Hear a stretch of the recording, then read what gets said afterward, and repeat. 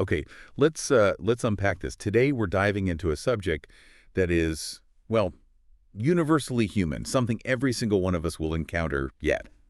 Yeah. We often act like it's something we should never, ever talk about.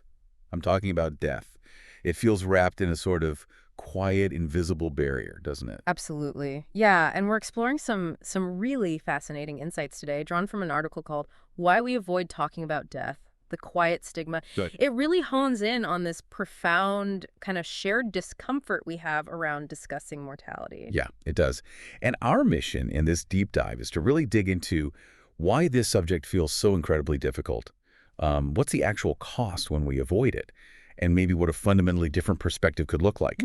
All pulled directly from the core ideas in this piece. Exactly. The article highlights this central concept it calls a quiet stigma, which is interesting, right? It's not necessarily like an overt taboo where you're actively shamed, Right. but more a collective unease, sort of an unspoken agreement that it's just, well, not polite conversation. Uh-huh. And it keeps us silent.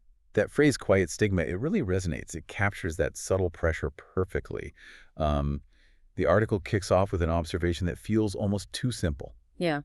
You know, death is a fundamental, unavoidable part of life. Yeah. Basic fact. But our gut reaction is often to recoil, to push it away, almost pretend it isn't there. It's as if simply talking about it makes it somehow more real. Yeah. There's almost like a magical thinking involved that if we don't name it, we keep it at bay. The article touches on that idea that even mentioning it might, invite it prematurely. That's a powerful, almost primal thing. Yeah, it is such a key point, this feeling, that our words somehow have that kind of power. And the article really digs into why this feels so profoundly hard for us. There's definitely a deep cultural layer to this stigma, wouldn't you say? Oh, definitely. It points out how many cultures deliberately keep death at arm's length. There are these long-held beliefs about it being bad luck to speak of it, or that talking about it could somehow speed it up. Right. Or it just gets categorized as too sad, too heavy, Yeah. Too morbid for just everyday chat. And the article knows how even when we do talk about it, like in times of mourning, those really deep personal conversations, they're often confined to very specific, very limited spaces. Exactly. Like right around a funeral or a memorial service. Yeah. Which leaves precious little room for processing it beforehand or preparation or just ongoing dialogue about it. True. But, okay, beyond the sort of broad cultural pressures, the article also explores these deeply personal reasons. And a lot of them are rooted in fear. Oh, the fear is palpable, isn't it? I mean, fear of the great unknown, obviously what happens after life, if anything, that's huge. But it's also like the fear of the feelings that just surge up when you even let your mind go there. That sharp awareness of your own mortality. Right, The yeah. just devastating thought of losing the people you love most. The sheer overwhelming uncertainty of it all. It's a lot. It really is. And then, layered on top of those really personal fears, you've got the social anxiety aspect. Yeah. We constantly worry about making other people uncomfortable if we bring it up. Yeah, definitely. Don't want to be a downer. Exactly. We don't want to burden them with heavy thoughts. Or we just tell ourselves, it's not the right time, Always not the right time. perpetually postponing it into this, ever-receding future. It's like the sheer weight of all those emotions combined just makes it feel genuinely easier to just shove the topic aside, Yeah. put it off for another day, hoping maybe that day never really comes. But what the article really highlights here is how all these reasons for avoidance, they feed directly into the significant consequences of this silence. Okay.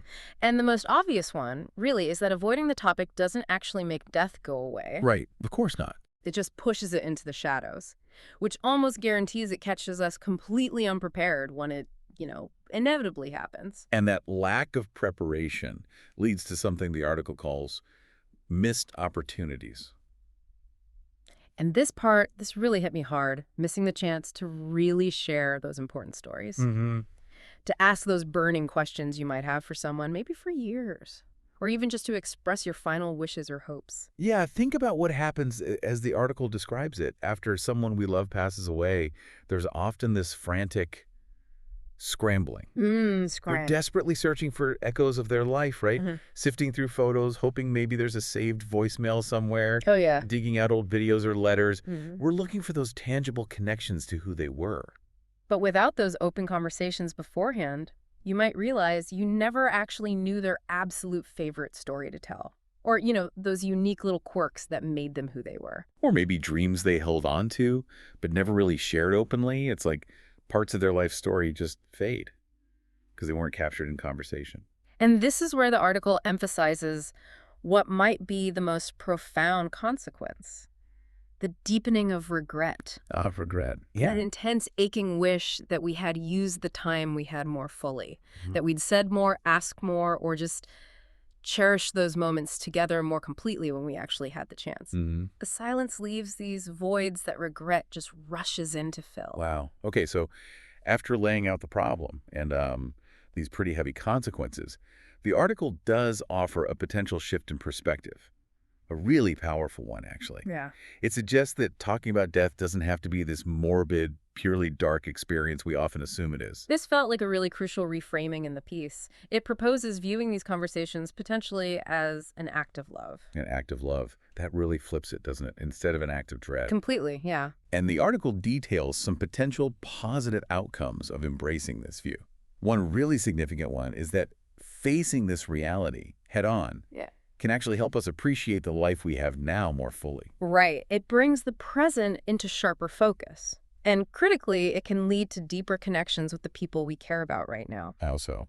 Well, sharing these kinds of thoughts, even the difficult ones, it builds vulnerability, it builds trust, it strengthens those bonds in the present moment. That makes sense. Yeah. And ultimately, the article suggests having these conversations can help us feel more, maybe, at peace when loss eventually does enter our lives. It's not easy, but maybe easier.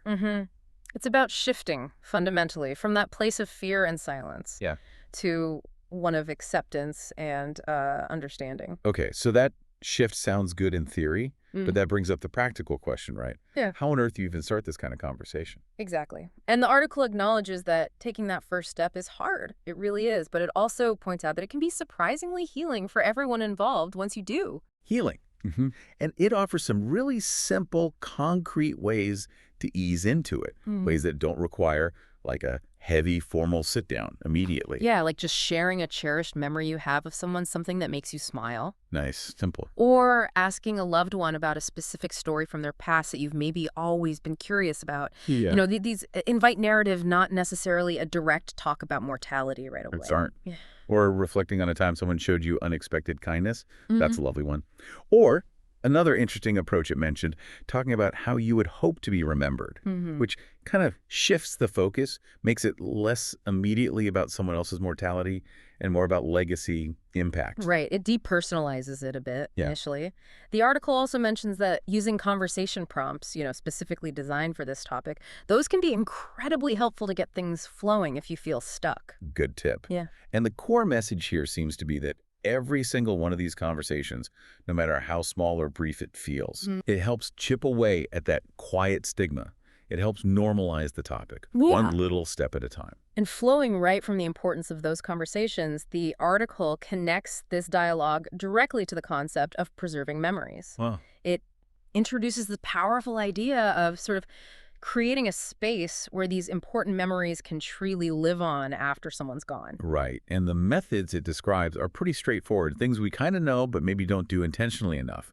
Capturing memories through photos, writing down stories, making voice or video recordings. Actively documenting pieces of a life. Yeah, documenting. And the purpose, as the article frames it, is so that loved ones can still feel connected to that person and to the life they lived, even after they're no longer physically present.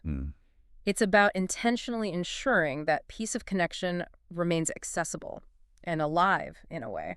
So let's try and pull this all together then. We've taken a deep dive today into this less talked about quiet stigma around discussing death. We've uncovered some of the cultural weight behind it and those very real personal fears that drive our avoidance. Yeah, and we've seen the significant cost of that silence, those missed opportunities we talked about, that frantic scramble for memories afterwards. Right. And that lingering, heavy feeling of regret. But the article offers a really hopeful turning point, suggesting that by reframing this whole conversation, maybe seeing it as an act of love, we can unlock deeper connections with people, appreciate life more fully right now, and maybe find greater peace down the road.